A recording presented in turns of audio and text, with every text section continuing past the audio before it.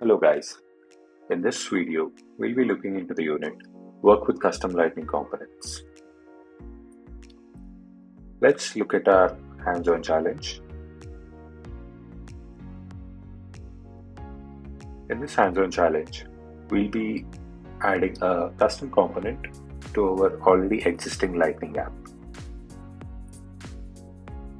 So to do this challenge, you should have completed the previous unit as well, where we have created our Lightning app using standard components. So if you haven't done that, make sure you do that and come back to this unit. So first things first, let's install a package which consists of our custom component. So let's go to install package, copy our ID, paste, and click on install. So install for admins only, install.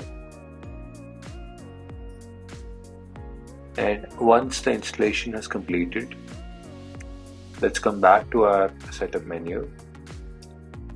And so we'll be adding the custom component contacts today to our existing My Data Lightning page. To do that, let's jump into our Lightning App Builder. And find our My Data app. It's the first one. Let's click on edit.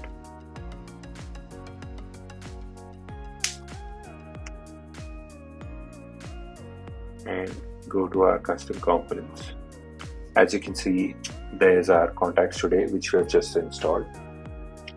So if you are unable to drag and drop our custom component below our existing component, just drag and drop on top of it or on the above.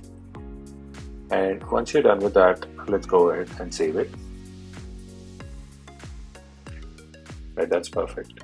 So let's make sure if you've done everything in this challenge right by checking the challenge.